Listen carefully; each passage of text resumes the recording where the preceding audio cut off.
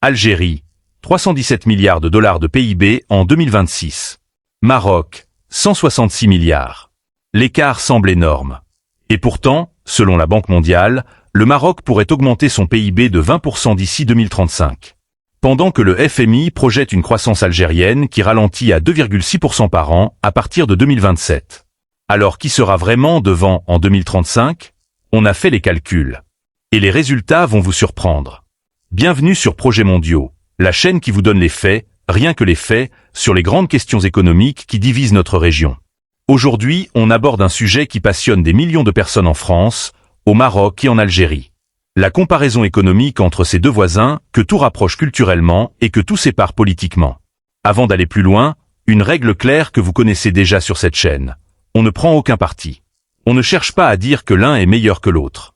On prend les chiffres officiels du FMI, de la Banque mondiale et de la Banque africaine de développement, et on vous les présente avec toute la nuance qu'ils méritent. Ce que vous en ferez, c'est votre affaire. Et c'est dans les commentaires que le débat aura lieu. Parce que cette question, Maroc vs Algérie en 2035, mérite d'être traitée sérieusement. Pas avec des slogans sur les réseaux sociaux. Pas avec de la provocation. Mais avec des données réelles, des projections vérifiables, et une analyse honnête des forces et des faiblesses des deux économies. C'est ce qu'on va faire aujourd'hui. Abonnez-vous à Projets Mondiaux si vous n'êtes pas encore là. Activez la cloche de notification et dites-nous dès maintenant en commentaire. Selon vous, quelle économie sera la plus forte en 2035? On reviendra sur vos réponses à la fin. C'est parti. Round 1. Les chiffres actuels. Commençons par poser les bases. Avant de projeter l'avenir, il faut comprendre précisément où se situent les deux économies aujourd'hui. Le FMI prévoit un PIB de 317 milliards de dollars pour l'Algérie en 2026.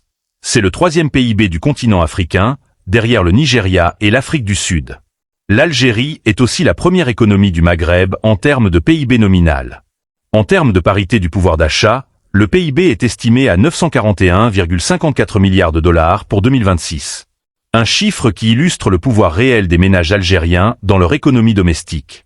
Avec une population d'environ 37,8 millions d'habitants et un PIB d'environ 146 milliards de dollars en 2024, le Maroc allie un riche patrimoine culturel et des institutions solides à des programmes ambitieux de modernisation et de réforme. La croissance du PIB réel s'est accélérée pour atteindre 4,7% en 2025, grâce à une croissance hors agriculture vigoureuse de 4,8%, portée par de fortes contributions du tourisme, des industries extractives et de la construction. L'écart nominal entre les deux économies est donc considérable en faveur de l'Algérie, 317 milliards contre environ 166 milliards pour le Maroc en 2026. Mais ce chiffre brut cache plusieurs réalités importantes. Premièrement, la population. L'Algérie compte 46 millions d'habitants contre 37,8 millions pour le Maroc.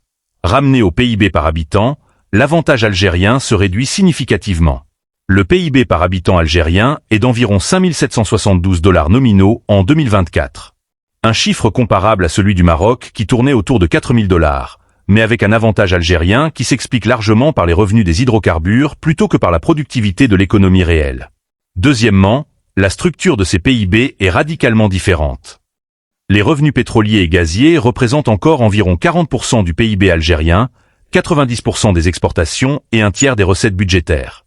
Du côté marocain, l'économie est beaucoup plus diversifiée, avec les services représentant environ la moitié du PIB, l'industrie un quart, et une base d'exportation qui s'étend des phosphates à l'automobile en passant par l'aéronautique et le textile.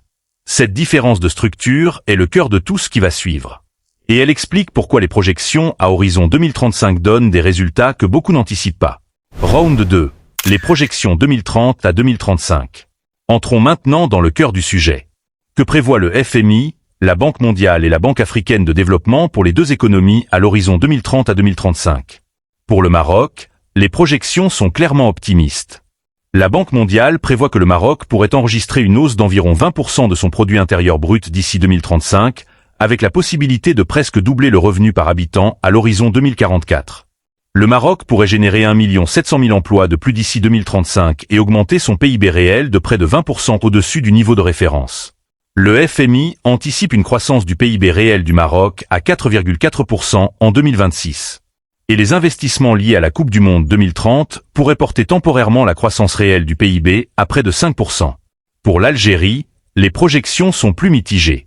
Les projections du FMI pour 2027 à 2031 tablent sur une croissance annuelle autour de 2,6 à 2,9%, moins dynamique que les années récentes.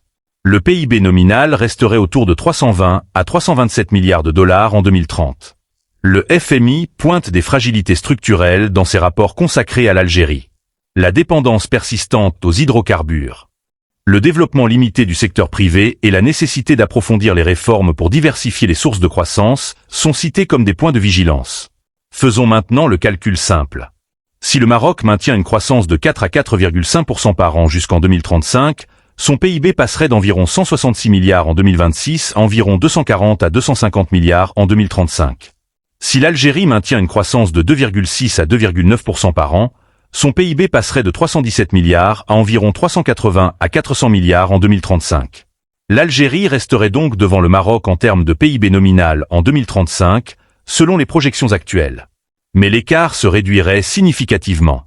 Et en termes de PIB par habitant, compte tenu de la croissance démographique plus forte de l'Algérie, les deux pays pourraient se retrouver à des niveaux comparables. Dites-nous en commentaire si ces projections vous surprennent. Et likez cette vidéo si vous apprenez des informations que vous ne trouvez pas ailleurs. Ça t'aide vraiment notre chaîne à continuer ce travail. Round 3. Les atouts du Maroc. Regardons maintenant les raisons pour lesquelles les institutions internationales sont optimistes sur la trajectoire marocaine, au-delà des simples chiffres de croissance. Le premier atout marocain est la diversification économique. L'industrie automobile représente aujourd'hui le premier poste d'exportation du royaume, devant les phosphates et les dérivés. Des marques comme Renault, Stellantis, et maintenant des constructeurs asiatiques, ont choisi le Maroc comme plateforme de production pour le marché africain et européen. Cette diversification industrielle crée des emplois qualifiés, des transferts de technologie, et une résilience économique qui ne dépend pas d'un seul secteur. Le deuxième atout est l'attractivité pour les investissements étrangers. Le pays est prêt à passer à la vitesse supérieure, et ce diagnostic met en lumière des opportunités concrètes susceptibles de mobiliser des investissements privés à hauteur d'environ 4% du PIB. Les investissements directs étrangers au Maroc ont atteint des niveaux records en 2025, attirant des entreprises de secteurs aussi variés que l'automobile, l'aéronautique, les services numériques, et maintenant les batteries électriques avec la Gigafactory de Kenitra. Le troisième atout est la Coupe du Monde 2030.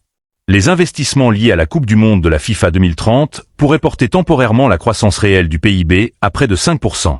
Ce grand événement sportif est aussi un catalyseur d'investissement dans les infrastructures, le tourisme et les services, avec des effets qui dureront bien au-delà de l'événement lui-même. Le quatrième atout est la stabilité politique et institutionnelle. La monarchie marocaine offre une continuité de gouvernance et une prévisibilité réglementaire qui rassure les investisseurs à long terme, dans un contexte régional souvent instable. Round 4. Les atouts de l'Algérie. Soyons tout aussi précis sur les atouts algériens, qui sont réels et considérables, même si les projections sont moins dynamiques. Le premier atout algérien est sa puissance en matières premières. La demande mondiale en gaz naturel algérien reste soutenue, en particulier de la part des pays européens qui cherchent à diversifier leurs approvisionnements depuis la rupture avec la Russie. Dans un monde en transition énergétique, le gaz naturel reste un combustible de transition indispensable pour les prochaines décennies. Et l'Algérie est l'un des fournisseurs les mieux positionnés géographiquement pour l'Europe. Le deuxième atout est la diversification en cours. La croissance hors hydrocarbures, donnée à 5% au premier semestre 2025, renforce ce récit d'un basculement graduel vers des secteurs productifs.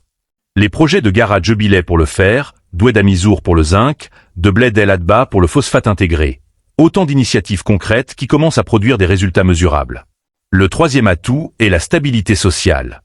Le PIB par habitant en parité du pouvoir d'achat est estimé à 6 628 $ en 2026. Les subventions au prix de l'énergie, du logement et des produits alimentaires de base maintiennent un niveau de vie réel plus élevé que ne l'indique le seul PIB nominal et préservent une cohésion sociale importante. Le quatrième atout est le potentiel des nouvelles ressources.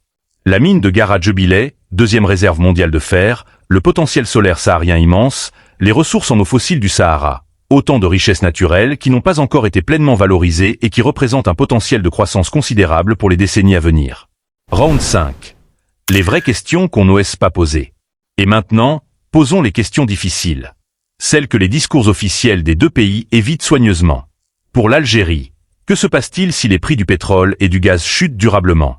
Le défi pour l'Algérie réside dans l'impérative diversification de son économie. À défaut, son PIB pourrait quasiment stagner à un peu plus de 150 milliards de dollars ces prochaines années. Cette projection pessimiste, issue d'une analyse du Crédit Agricole, illustre le risque principal de l'économie algérienne, sa dépendance structurelle aux hydrocarbures. Si les cours mondiaux de l'énergie chutent, comme ils l'ont fait en 2014 à 2015, l'impact sur le PIB algérien serait immédiat et brutal. La dette publique grimpe à 53,9% du PIB en 2026, un seuil qui change la lecture des marges de manœuvre. L'effort d'investissement massif dans les mégaprojets crée une pression budgétaire réelle, que les revenus des hydrocarbures doivent financer. Un choc pétrolier serait donc doublement problématique. Il réduirait les revenus tout en augmentant le coût relatif de la dette. Pour le Maroc, la croissance est réelle, mais ses effets sur l'emploi et les inégalités sont insuffisants. Ce rythme demeure toutefois inférieur à l'objectif de 6,9%, révélant un décalage persistant entre la performance économique actuelle et les ambitions de développement, notamment face aux besoins du marché du travail. Le taux de chômage des jeunes reste élevé, et une partie de la population ne bénéficie pas encore des retombées de la croissance économique. La dépendance aux investissements étrangers est aussi un facteur de fragilité. Si les conditions économiques mondiales se dégradent, si les multinationales décident de relocaliser leur production, le Maroc ressentirait le choc rapidement. La diversification économique, aussi réelle soit-elle, n'est pas encore suffisamment profonde pour rendre l'économie entièrement résiliente aux chocs externes.